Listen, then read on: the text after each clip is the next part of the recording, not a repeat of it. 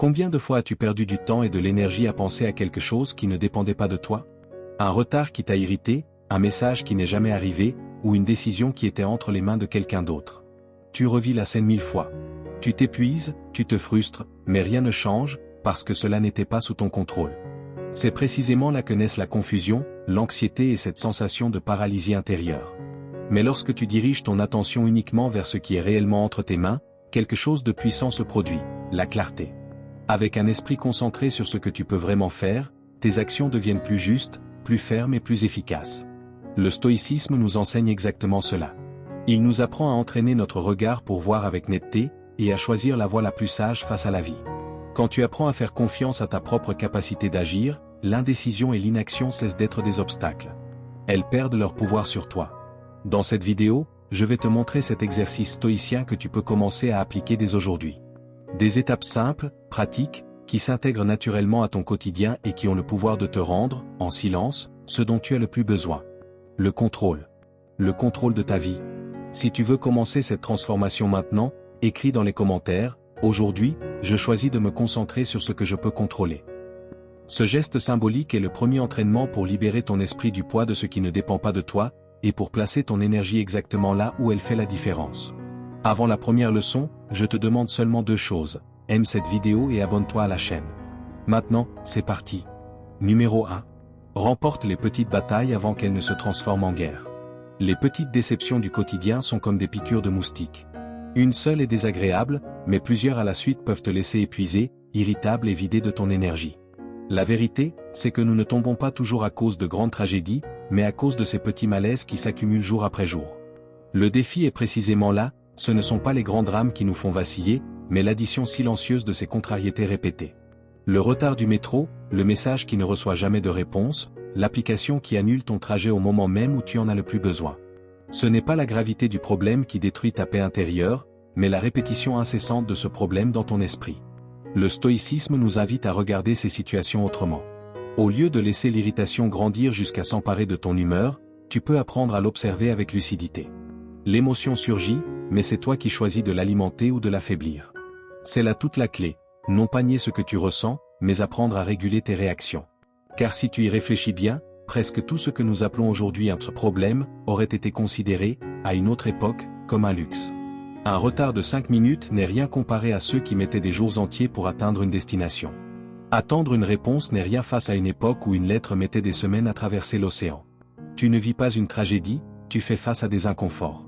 Et celui qui ne supporte pas l'inconfort finit par devenir esclave du moindre détail. Le philosophe Sénèque disait, « Parfois, même vivre est un acte de courage ». Il voulait nous rappeler que la vie n'a jamais été conçue pour être exempte de difficultés, mais pour être vécue avec courage face à elle. Chaque frustration est une épreuve secrète. Soit tu la laisses t'affaiblir, soit tu la transformes en entraînement intérieur. L'exercice est simple. Lorsque quelque chose de mineur t'irrite, fais une pause et demande-toi, est-ce que cela aura encore de l'importance demain? Est-ce que cela comptera encore dans 5 ans? Dans 90% des cas, la réponse sera non. Non. Cette question agit comme un bouclier invisible. Elle coupe le pouvoir de l'irritation avant qu'elle ne te consume. Souviens-toi, celui qui apprend à maîtriser les détails gagne du pouvoir sur l'ensemble. Dominer les petites batailles, c'est ce qui te prépare à remporter les grandes guerres de la vie. Chaque fois que tu choisis de ne pas être dominé par ces petites contrariétés, tu construis plus de clarté, plus de force et plus de liberté intérieure. Écris dans les commentaires, aujourd'hui, je choisis de ne pas donner de pouvoir aux petites déceptions. Cette décision peut sembler insignifiante, mais c'est dans le détail que se forge le destin. Et lorsque tu gagnes dans le détail, tu gagnes dans toute ta vie. Numéro 2. Choisis une vertu et laisse-la guider ta semaine. Le courage, la tempérance, la justice et la sagesse. Ce sont les 4 piliers du stoïcisme.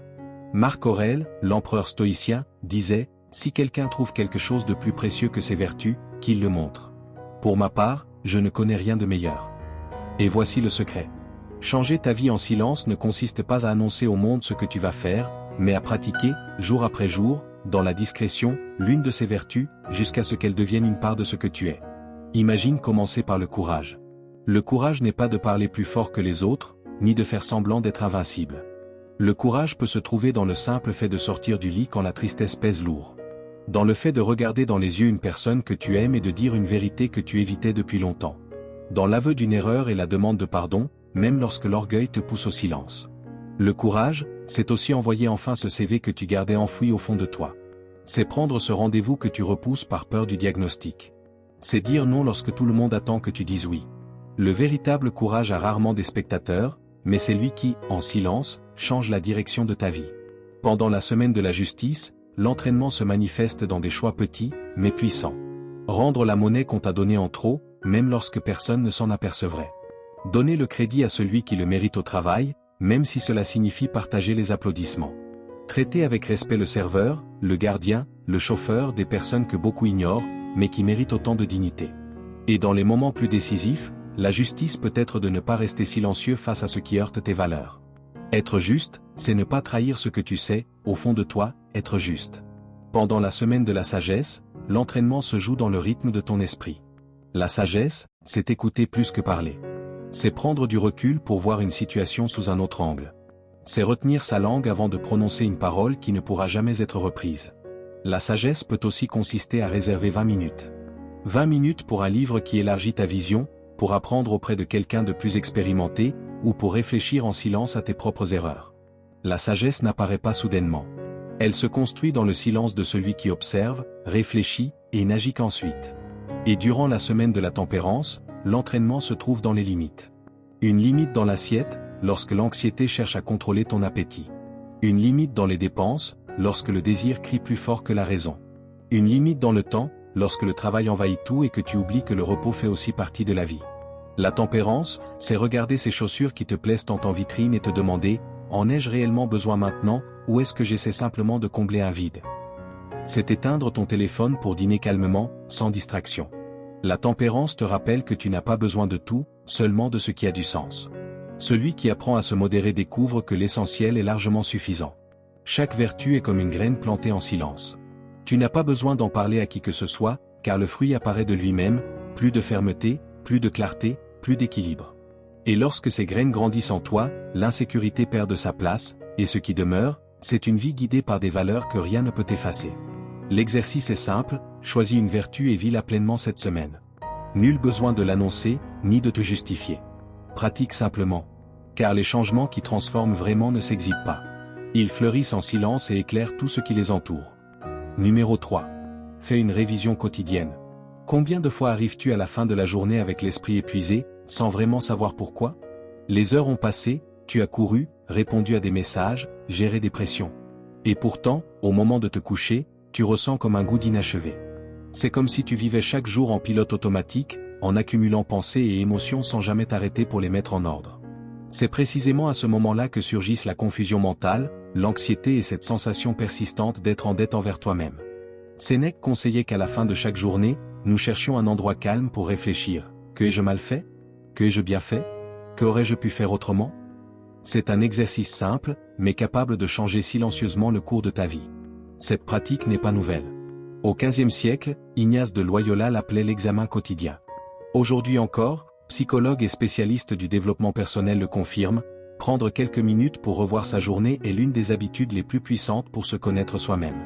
Lorsque tu écris ou réfléchis à ce qui s'est passé, quelque chose de presque magique se produit. Tu te vois avec plus de clarté. Les erreurs ne deviennent plus des monstres impossibles à affronter. Les réussites ne passent plus inaperçues. Et chaque attitude retrouve sa juste valeur. Cet examen quotidien peut se diviser en 3 questions simples, mais profondément transformatrices. La première, qu'ai-je mal fait? Peut-être as-tu élevé la voix contre quelqu'un qui n'y était pour rien, déversant ton irritation sur une personne qui voulait simplement aider. Peut-être as-tu fait une promesse sans la tenir, alors que tu aurais pu le faire. Ou peut-être as-tu gaspillé ton temps, ou même ton argent, simplement pour calmer une anxiété passagère. Ces faux pas ne font pas de toi une mauvaise personne. Mais tant que tu ne les reconnais pas, ils te contrôlent. Admettre une erreur, c'est reprendre du pouvoir sur elle. La nier, c'est rester prisonnier. L'erreur ne te définit pas, tu ne le es pas, tu t'es simplement éloigné de la vertu un instant. La reconnaître est la clé pour revenir sur le bon chemin. La deuxième, qu'ai-je bien fait? Même une horloge arrêtée donne l'heure juste 2 fois par jour. Personne n'a tort à 100%. Lorsque tu notes tes actions positives, tu renforces en toi l'habitude de faire le bien. Cela nourrit la confiance, fortifie l'estime de soi et te montre que tu possèdes déjà des vertus vivantes, qui n'attendent qu'à être répétées. Cela peut être quelque chose de simple, écouter un ami avec patience au lieu de l'interrompre, accomplir une tâche que tu repoussais depuis des jours, choisir de faire de l'exercice malgré le manque d'envie, ou simplement respirer profondément au lieu de réagir avec colère. Écrire ce qui s'est bien passé, c'est entraîner ton esprit à reconnaître ta capacité d'agir. Et cela vaut de l'or. Noter ces moments, c'est comme arroser des graines, de petites actions qui, répétées, deviennent confiance et caractère. La troisième, qu'aurais-je pu faire différemment? C'est ici que les attitudes se transforment en sagesse. Peut-être as-tu répondu avec rudesse, sans raison valable. Peut-être as-tu passé une heure entière à faire défiler des contenus inutiles sur Internet, alors que tu aurais pu lire, marcher ou te reposer. Ou peut-être as-tu évité une conversation importante parce qu'elle te mettait mal à l'aise, et que tu en portes maintenant le poids à l'intérieur. Demande-toi, aurais-je pu agir autrement? Car dès que tu en prends conscience, ta vie commence à changer. La répétition cesse d'être un automatisme aveugle et devient un choix conscient. Épictète le rappelait, tu ne réagis pas une seule fois, tu deviens ce que tu répètes. Et c'est là que réside le pouvoir. Chaque acte examiné, chaque réflexion sincère, est une occasion de briser une ancienne habitude et de semer un nouveau destin. La révision quotidienne, c'est comme tenir un miroir devant ton âme. Tu n'as rien à publier, rien à expliquer, rien à justifier. C'est un dialogue silencieux avec ta conscience. Commence simplement. Une fois par semaine, prends ton téléphone ou un carnet et réponds à ces 3 questions. Avec le temps, tu réaliseras que tu ne fais pas que revoir ta journée. Tu es en train de façonner, en silence, la personne que tu souhaites devenir. Écris dans les commentaires, aujourd'hui, je réfléchis à ma journée. Ce n'est pas qu'une phrase. C'est un point de bascule. Le début d'une vie plus consciente, guidée par ta propre clarté. Numéro 4. Reconnais tes ressources intérieures. Parfois, tout arrive en même temps. Un message mal interprété, une échéance qui approche, l'envie d'abandonner. À l'intérieur, l'esprit déclenche des réactions anciennes. Se plaindre, remettre à plus tard, attaquer, fuir. Mais avant le premier élan, il existe un instant. Un instant silencieux, dans lequel tu choisis qui tu vas être. C'est dans ce minuscule espace, entre le déclencheur et la réaction, que résident tes ressources intérieures. Lorsque tu apprends à y accéder, le monde extérieur cesse de te diriger. Épictète, le sage stoïcien, enseignait que ce n'est pas l'obstacle qui définit notre vie, mais la manière dont nous choisissons de l'affronter. Si quelqu'un nous offense, nous pouvons utiliser cette insulte comme une occasion d'entraîner la patience. Si nous faisons face à la douleur, nous pouvons y découvrir notre résistance. Et face à la tentation, nous avons l'opportunité d'exercer l'autocontrôle. Le secret ne se trouve pas dans ce qui se passe à l'extérieur, mais dans ce que tu éveilles à l'intérieur de toi. Cet exercice nous invite à nous souvenir, chaque fois que nous faisons face à une difficulté, des ressources intérieures que nous possédons déjà. Peut-être penses-tu ne pas avoir ce qu'il faut. Mais si tu regardes avec calme, tu verras que tu portes déjà en toi des graines de courage, de patience, de discipline et de bonté. Il suffit de les utiliser. Et lorsqu'il semble manquer quelque chose, le défi lui-même devient l'occasion parfaite de le développer. Marc Aurèle écrivait « Cherche en toi ». C'est là que se trouve la source du bien, et elle peut jaillir sans cesse si tu la explores toujours. Cela signifie que la véritable force ne réside ni dans les circonstances ni dans l'opinion des autres, mais dans la capacité d'accéder, en silence, à ce réservoir intérieur qui ne s'épuise jamais. Pense à des situations simples du quotidien. Lorsque tu es au régime et que tu refuses un dessert, ce n'est pas seulement la nourriture que tu contrôles, c'est le muscle de l'autocontrôle qui se renforce. Ou lorsque tu te lèves pour travailler, même les jours où la paresse pèse lourd, tu entraînes l'autodiscipline, sans témoin, sans applaudissements, seulement avec ta conscience. Lorsque tu enseignes quelque chose à quelqu'un avec patience, sans humilier ni rabaisser, tu cultives la générosité et la justice. Et lorsque tu respires profondément face à une provocation et choisis le silence, tu entraînes la vertu de la tempérance. Chaque épreuve est comme une salle de sport pour l'âme. La charge peut être inconfortable, mais c'est elle qui renforce les muscles invisibles de ton caractère. Le problème, c'est que bien souvent, nous ne regardons que la difficulté et oublions les batailles que nous avons déjà gagnées, les ressources que nous possédons déjà. La vérité, c'est que tu as déjà survécu à des jours où tu pensais ne pas y arriver. Tu as déjà traversé des douleurs qui te semblaient insupportables. Tu as déjà trouvé des issues là où tout semblait perdu. Et si tu y es parvenu une fois, tu peux y parvenir encore. La pratique est simple. La prochaine fois que tu feras face à une difficulté, ne te demande pas « Pourquoi cela m'arrive-t-il ?», mais plutôt « Quelles ressources intérieures puis-je entraîner maintenant ?» C'est ainsi que le changement se produit. Pas à travers de grands discours, mais dans le silence de chaque leçon quotidienne. Si cette leçon t'a touché, écris dans les commentaires « Je cherche en moi ». Écrire ces mots, c'est comme allumer une flamme discrète en toi, un rappel que les plus grandes transformations naissent à l'intérieur avant d'apparaître dans le monde. Numéro 5. Exerce ton pouvoir de capitaine. Combien de fois as-tu eu l'impression de vivre en mode automatique, comme si quelqu'un d'autre prenait les décisions à ta place? C'est comme si le navire de ta vie était dirigé par des mains étrangères, et que toi, tu te contentais d'observer, sans vraiment savoir où tu allais. Lorsque nous ne choisissons pas consciemment ce qui occupe notre esprit et guide nos pas, quelqu'un ou quelque chose choisit à notre place. Et soyons honnêtes, ces choix ne servent pas toujours nos meilleurs intérêts. Épictète, l'un des plus grands philosophes stoïciens, enseignait que nous devons surveiller en permanence ce que nous laissons entrer dans notre esprit. Car si nous ne le faisons pas, nous finissons par céder de l'espace aux opinions des autres, aux attentes sociales ou même à des vices silencieux qui, peu à peu, prennent le contrôle de notre vie. Et lorsque cela arrive, nous vivons une histoire qui n'est pas la nôtre. Être le capitaine de sa propre vie, c'est reprendre le contrôle. C'est ramener le gouvernail entre ses mains. C'est savoir ce qui est réellement important pour toi et aligner tes actions sur ses priorités, en silence, sans chercher les applaudissements ni l'approbation extérieure. Lorsque tu fais cela, tes choix cessent d'être des réactions automatiques pour devenir des décisions conscientes. Un exercice simple pour entraîner ce pouvoir est la dynamique du « je veux » et du « je peux ». Le « je veux » est ton or, la destination que tu désires atteindre. Le « je peux », ce sont les actions concrètes, petites et discrètes, que tu peux accomplir aujourd'hui pour te rapprocher de cet objectif. Le « je veux » vit dans les rêves. Le « je peux » vit dans les mains. Sans le « je peux », le « je veux » reste une pensée lointaine. Mais chaque « je peux » est un coup de rame silencieux qui met le navire en mouvement. Voyons comment cela fonctionne dans la pratique.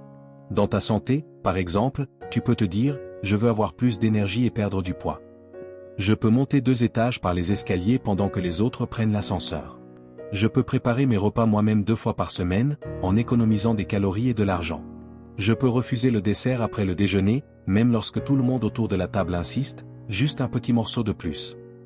Je peux marcher 20 minutes après le dîner en ressentant silencieusement la gratitude de mon corps.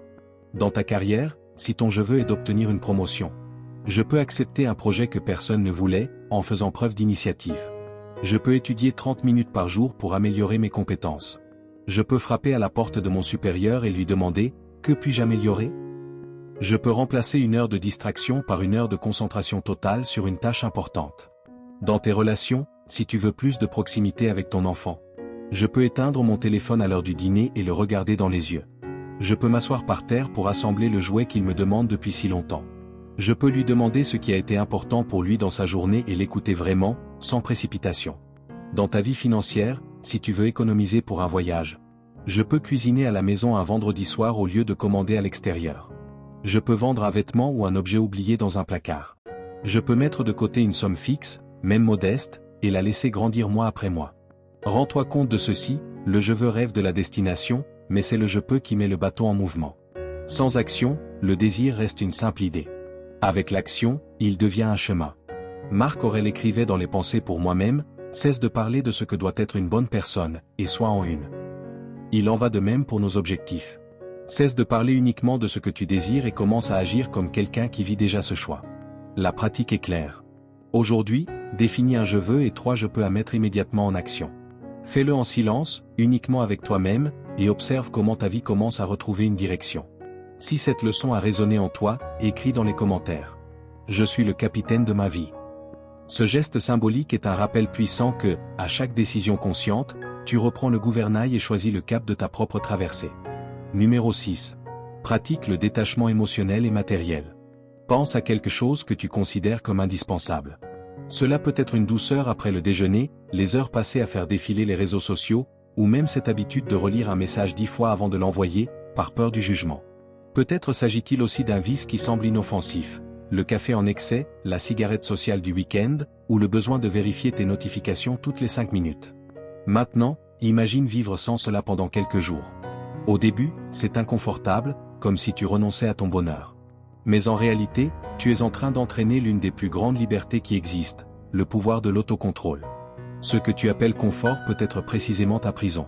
Lorsque tu oses mettre de côté quelque chose qui domine ta routine, tu découvres que tu es plus fort que tu ne le pensais. Tu réalises que la vie continue et que tu ne dépends pas de cela pour te sentir complet. Et dans ce processus, tu deviens capable de faire ce que la majorité n'ose même pas essayer. Cela s'applique à des choses simples. Résister à ta gourmandise préférée et constater que ton bien-être ne dépend pas d'elle. Réduire le temps passé sur les réseaux sociaux et découvrir qu'il reste de l'espace pour discuter avec quelqu'un ou simplement laisser ton esprit se reposer. Ou encore affronter l'insécurité qui t'a toujours paralysé, en faisant un pas malgré la peur. Mais le détachement n'est pas seulement matériel, il est aussi émotionnel. Nous nous accrochons à des sentiments comme la peur, l'autocritique et l'insécurité, comme s'ils faisaient partie de nous. Ils agissent comme des poids invisibles. Tu sais qu'ils te font du mal, mais malgré tout, tu continues à les porter. Le défi est de déposer ce fardeau chaque fois que tu agis avec confiance malgré le doute, chaque fois que tu refuses d'alimenter une pensée négative. À chaque fois, tu entraînes ton esprit à devenir libre. Sénèque disait, parfois, même vivre est un acte de courage. Et le courage, c'est précisément cela, laisser aller ce qui ne te sert plus, même si cela fait mal, même si, au début, cela semble impossible.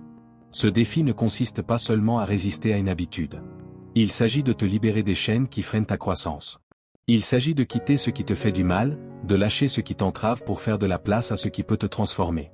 Lorsque tu fais cela, tu découvres que beaucoup de choses que tu croyais indispensables étaient en réalité des obstacles à ton véritable potentiel. La pratique est simple. Aujourd'hui, choisis une chose que tu vas laisser derrière toi dans les prochains jours. Cela peut être une habitude comme la procrastination, un excès comme les réseaux sociaux, ou un sentiment comme la peur permanente. Souviens-toi de ceci, ta vie et ton bonheur ne dépendent pas de ce que tu abandonnes, mais des décisions conscientes que tu prends à la place. Et voici le point essentiel, tu n'as pas besoin d'annoncer au monde ce que tu choisis de laisser derrière toi. Il suffit que, dans le silence, tu prennes cet engagement envers toi-même. Car lorsque tu lâches ce qui te retient, l'espace qui se crée se remplit toujours de force. Écris simplement dans les commentaires. Aujourd'hui, je lâche ce qui m'entrave. Il ne s'agit pas de révéler ton choix, mais de te rappeler à toi-même qu'aujourd'hui, tu es plus libre qu'hier. Numéro 7. Décide chaque jour de ce qui compte vraiment. Imagine qu'à la fin de cette journée, tu fasses la liste de tout ce que tu as fait et que tu te demandes, en silence. Aurais-je vécu cette journée de la même manière si j'avais su qu'elle serait la dernière de ma vie? Cette simple question a le pouvoir de bouleverser complètement ta routine. Soudain, ces heures passées à faire défiler ton téléphone ou à accomplir des tâches sans véritable sens te paraissent vides. À l'inverse, une étreinte à ta mère, une conversation sincère avec ton enfant, quelques minutes de silence pour prendre soin de ton esprit, ou ce projet que tu repousses toujours à plus tard, tout cela prend une importance immense. Cet exercice agit comme un filtre. Il sépare le bruit de l'essentiel. Tu commences à réaliser que beaucoup de choses qui occupent ton temps ne sont, en réalité, que des distractions. Et en même temps, tu découvres que les expériences les plus simples, être pleinement présent avec ceux que tu aimes, cultiver une habitude saine, te consacrer à ce en quoi tu crois profondément, sont celles qui donnent un sens véritable à la vie. Les stoïciens appelaient cette pratique memento mori, souviens-toi que tu vas mourir. Pour eux, ce n'était pas une pensée sombre, mais une boussole. Marc Aurèle écrivait dans Penser pour moi-même, tu peux quitter la vie à l'instant même. Que cette pensée guide ce que tu fais, ce que tu dis et ce que tu penses. La conscience de la mort n'est pas là pour t'effrayer, mais pour te réveiller. Elle nous invite à vivre de manière authentique, à cesser de gaspiller notre énergie dans ce qui n'a aucune importance, et à concentrer nos journées sur ce qui reflète vraiment qui nous sommes. Lorsque tu te souviens de ta mortalité, le superflu perd de sa force et l'essentiel se révèle. Pense-y, si aujourd'hui était le dernier, aurais-tu passé des heures à débattre sur Internet? Ou aurais-tu fait cet appel important, écrit ce message, ou simplement levé les yeux vers le ciel quelques instants, avec gratitude? Cet exercice n'est pas une attente de la mort. C'est un apprentissage de la vie. Chaque jour peut devenir une répétition silencieuse de ta meilleure version, un engagement à ne pas te perdre dans les futilités, mais à choisir ce qui compte réellement. La pratique est simple. À la fin de chaque journée, regarde en arrière et demande-toi, si c'était le dernier jour, serais-je fier de ce que j'ai vécu? Si la réponse est non, ajuste ton cap. Car ce sont ces choix quotidiens qui construisent une vie pleine de sens et de direction. Tu peux transformer ta vie à partir du moment où tu décides de vivre ce qui compte vraiment. Merci d'être allé jusqu'au bout. Si cette vidéo t'a aidé à voir les choses sous un autre angle, je t'invite à t'abonner à la chaîne. Ici, nous continuons ensemble, à réfléchir, à grandir et à construire une force intérieure.